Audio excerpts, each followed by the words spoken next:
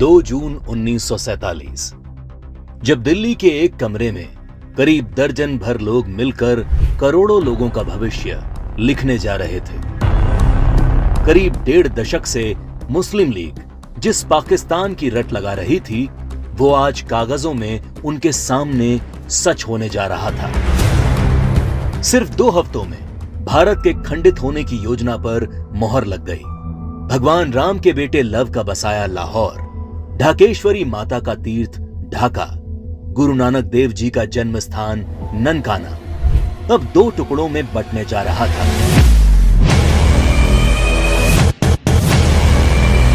और अगर कोई इस विभाजन की योजना से अनभिज्ञ था, तो वो थी भारत की मासूम और निर्दोष जनता, जिस पर यह विभाजन कहर बनकर टूटने वाला था।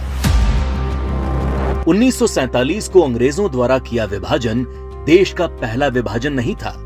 अंग्रेज इससे पहले 1905 में भी बंगाल का विभाजन कर चुके थे, लेकिन उस विभाजन का पहले बंगाल में और फिर पूरे देश में इतना मुखर विरोध हुआ कि अंग्रेजों को 1911 में अपना फैसला वापस लेना पड़ा था।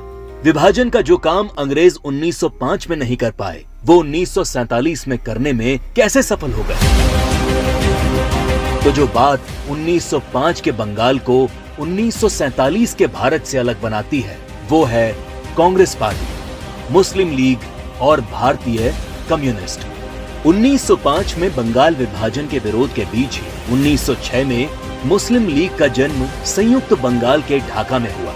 बंग भंग आंदोलन के बाद जन्मी मुस्लिम लीग ने 1909 में मार्ले मिंटो सुधार के नाम पर पृथक निर्वाचन प्रणाली मांग से शुरू करके अगले 30 साल में अलग इस्लामिक राष्ट्र पाकिस्तान के नाम पर भारत को मजहब के नाम पर बांट कर रख दिया। 1920 के तुर्की के खलीफा के समर्थन में चलाए गए कांग्रेस के खिलाफत आंदोलन ने मुस्लिम कट्टरपंथियों को यकीन दिला दिया कि वे अपनी गैर जरूरी मांग पर भी कांग्रेस के नेतृत्व को मना सकते हैं। इसके बाद 1930 में अल्लामा इकबाल ने पहली बार मुस्लिम लीग के अधिवेशन में अलग इस्लामिक राष्ट्र की रूपरेखा रखी। इकबाल की कल्पना के इस अलग इस्लामिक देश के लिए पाकिस्तान नाम सबसे पहले चौधरी रहमत अली ने प्रयोग किया। जब 1933 के तीसरे गोलमेज सम्मेलन में चौधरी रहमत अली ने पाकिस्तान अभी नहीं तो कभी नहीं नाम के पर्चे बांटे और करीब 7 साल बाद 1940 में लाहौर अधिवेशन में मुस्लिम लीग ने पहली बार पाकिस्तान नाम के अलग इस्लामिक देश का प्रस्ताव पास किया और 1947 में 10 लाख लोगों की लाश पर चढ़कर एक अलग इस्लामिक देश बना लिया।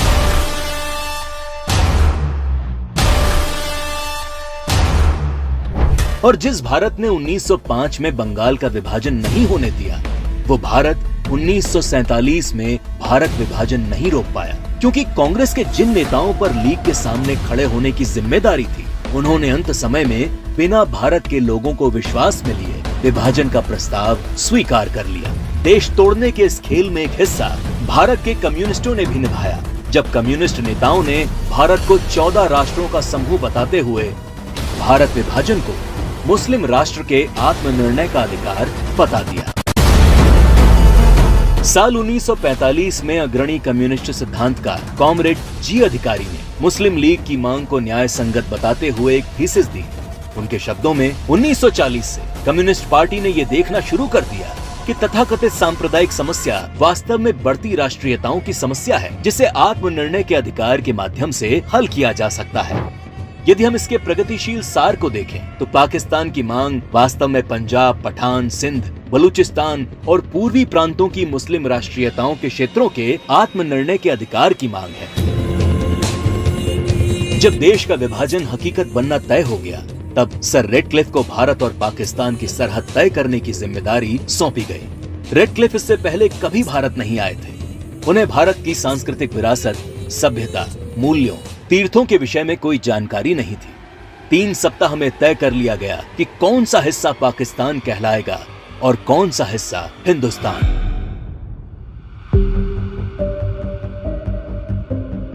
सदियों से एक जैसे इतिहास, भाषा, बोली, खान पान लिए रह रहे लोग, गांव और शहर रातों रात 2 देश बन गए।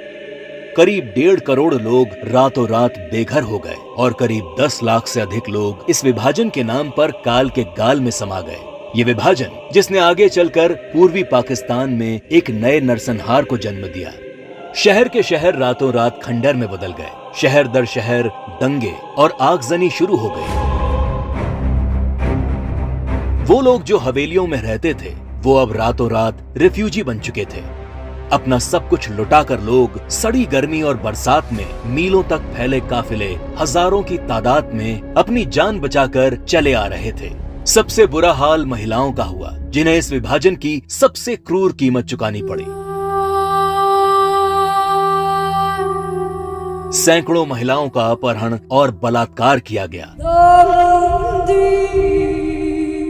1940 के दशक में भारत की ही भांति नरसंहार झेलने वाले यहूदियों की विभीषिका को आज पूरा संसार जानता है। 27 जनवरी को आज पूरा विश्व होलोकास्ट दिवस के तौर पर मनाता है। लेकिन इस विभाजन की कभी न भूली जा सकने वाली त्रासदी को भारत की ही पूर्व की सरकारों ने कभी याद करने की कोशिश नहीं की। विभाजन विभीषिका दिवस 14 अगस्त का दिन विभाजन विभीषिका का स्मरण करने का दिन है।